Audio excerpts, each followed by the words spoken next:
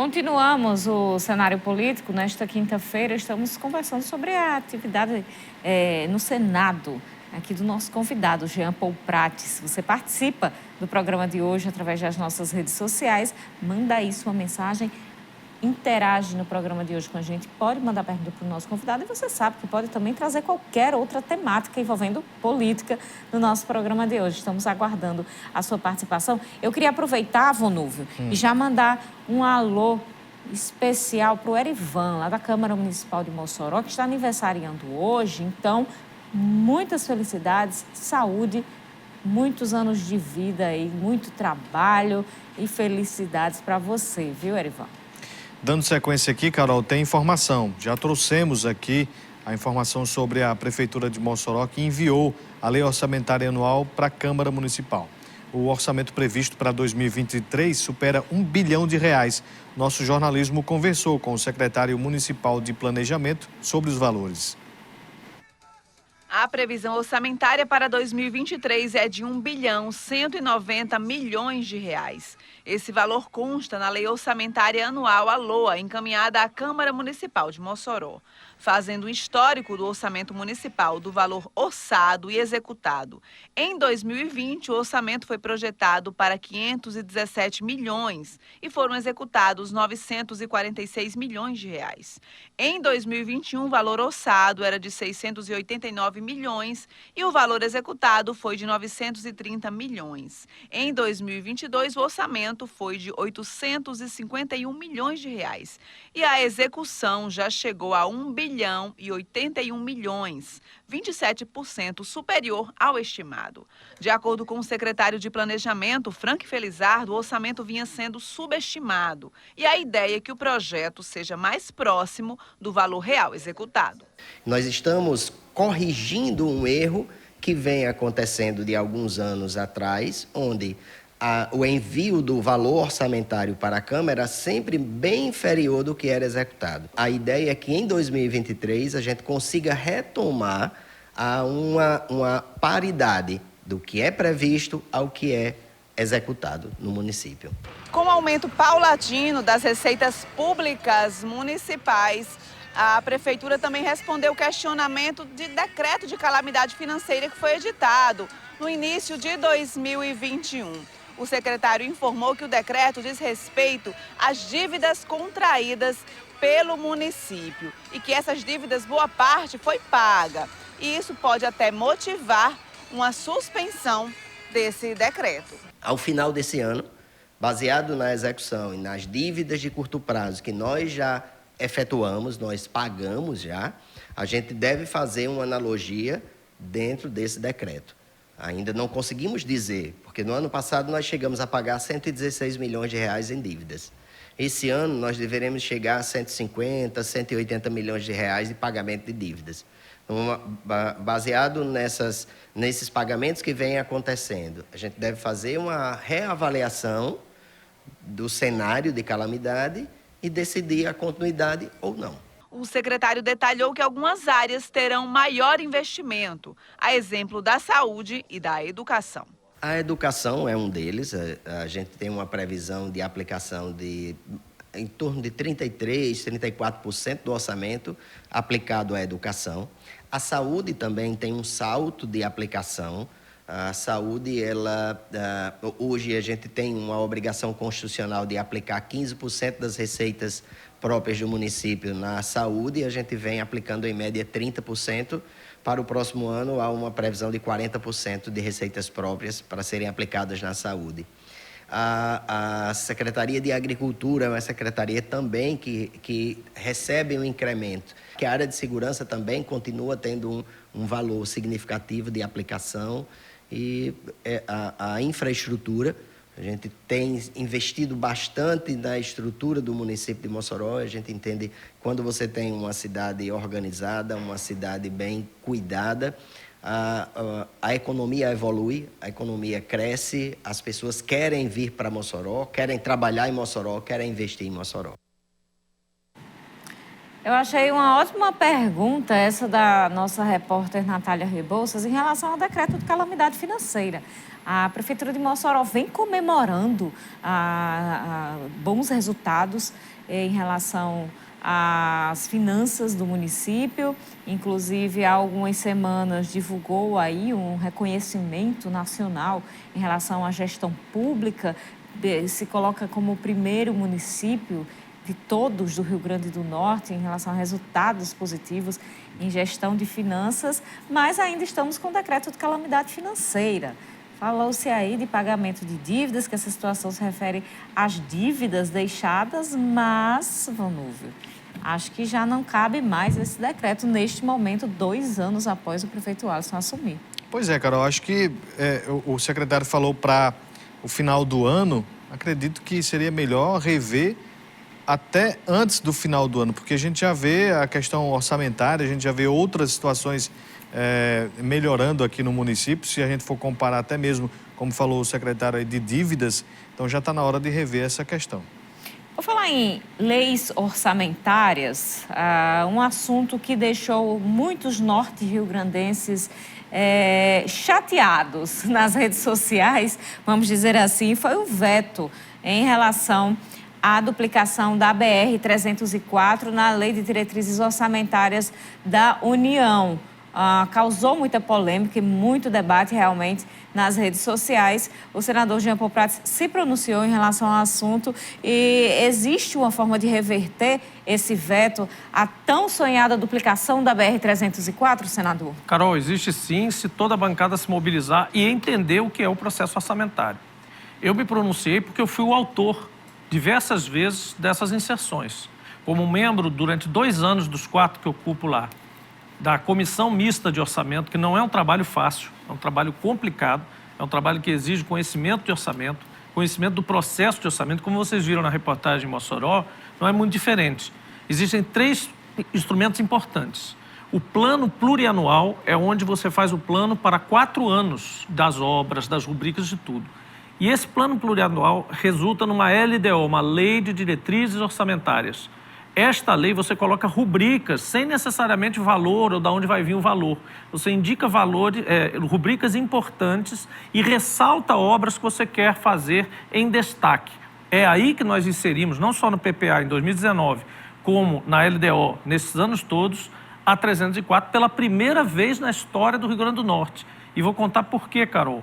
Porque na época da discussão da Comissão Mista de Orçamento, todos os membros da bancada que passaram pelo Congresso Nacional, historicamente, tentaram inserir a 304 na LDO como rubrica separada e a comissão não deixava, porque há uma regra informal na comissão que diz que se a BR for apenas no mesmo estado, ela cai na vala comum das obras do Ministério da Infraestrutura, ela não pode ser destacada. Só podem ser destacadas as rodovias estruturantes que passam de um estado para o outro. E eu, pela primeira vez, fui lá e organizei um argumento diferente. Eu disse, gente, espera aí, tudo bem que a 304 entre Natal e Mossoró só está dentro do Rio Grande do Norte. No entanto, o projeto do Brasil é juntar todas as capitais do Nordeste litorâneas por pista dupla. E isso aconteceu nos governos Lula e Dilma entre Salvador e Natal. Tanto de Salvador até Natal você anda em pista dupla, não é verdade? Ora, o Rio Grande do Norte não tem culpa de fazer a curva do Brasil. Se você andar até Touro, você cai no mar. Acaba a 101. Então você é obrigado a virar para a próxima capital, que é Fortaleza, você é obrigado a vir por Mossoró pela 304. Então a 304 não é uma rodovia federal do Rio Grande do Norte, é uma rodovia federal importante para conectar as capitais do Nordeste, para terminar essa missão. E, na verdade, só falta esse pedaço, porque a partir da divisa do Ceará até Fortaleza já está pista dupla. E aí, com esse argumento, nós vencemos finalmente a resistência dos congressistas, tanto deputados quanto senadores, da CMO, e colocamos isso na LDO lá em 2020. 21 ficou, e aí de 22 para frente, que é de agora para 23, o presidente, que deixou isso ficar lá, a rubrica separada, todo esse tempo, misteriosamente resolveu vetar essa rubrica. Alguns deputados vieram a dar pitaco sobre isso, sem saber absolutamente nada de processo orçamentário, dizendo que a razão do veto foi porque eu não teria indicado a origem dos recursos.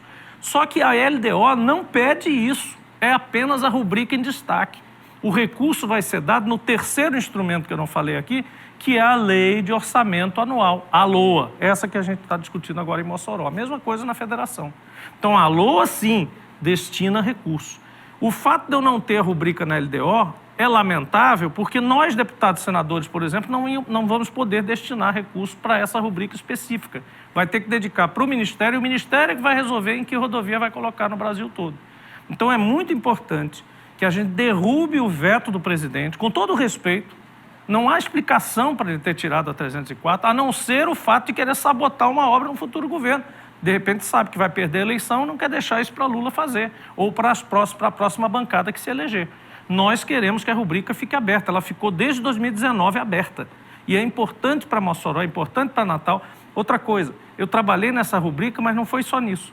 Eu trabalhei com o ministro Tarcísio de Freitas, ministro de Bolsonaro, enquanto estava como relator das ferrovias durante 2 anos.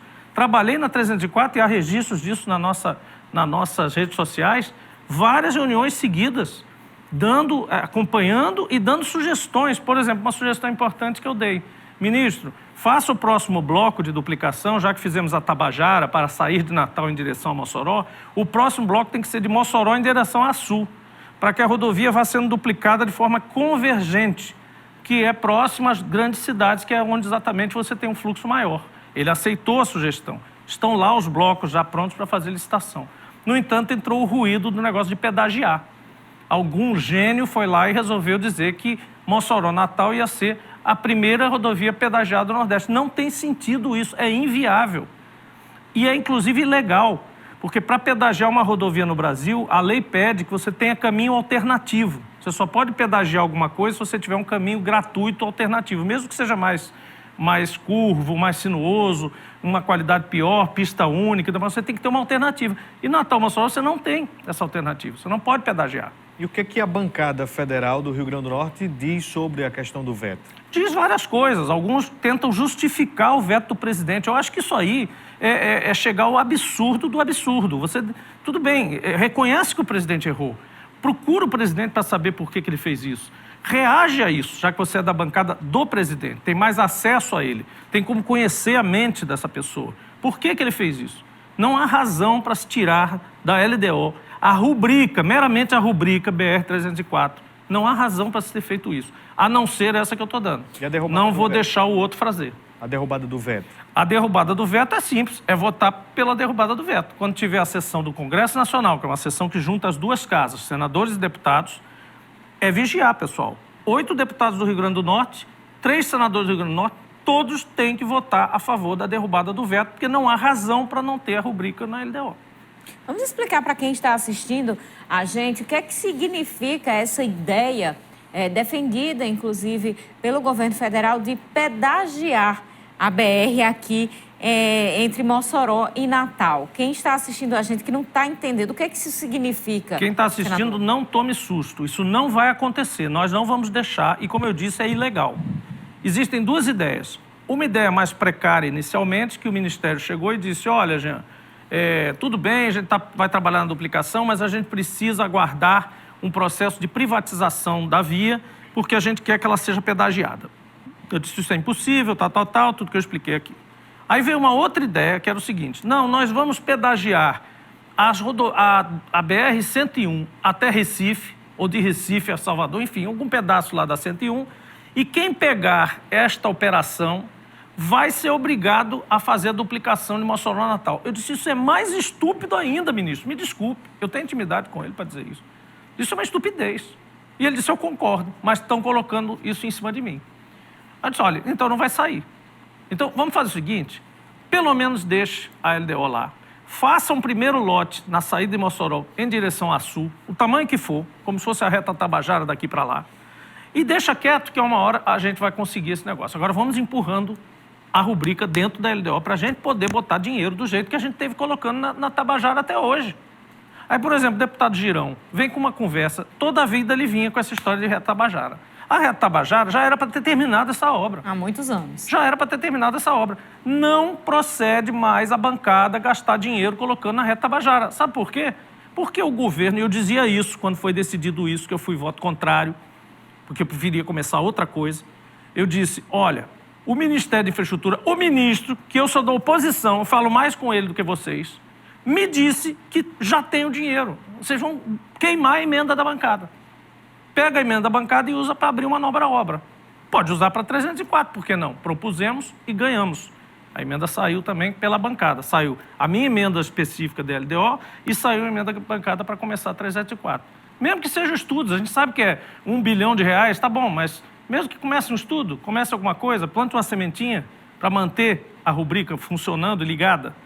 A partir dessa rubrica ligada, o Ministério pode dedicar dinheiro especificamente para esta obra.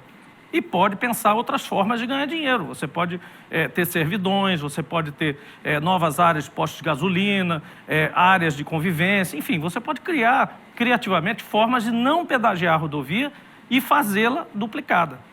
É isso que a gente precisa perseguir. Vamos fazer o nosso segundo intervalo. Daqui a pouquinho a gente volta com mais Cenário Político.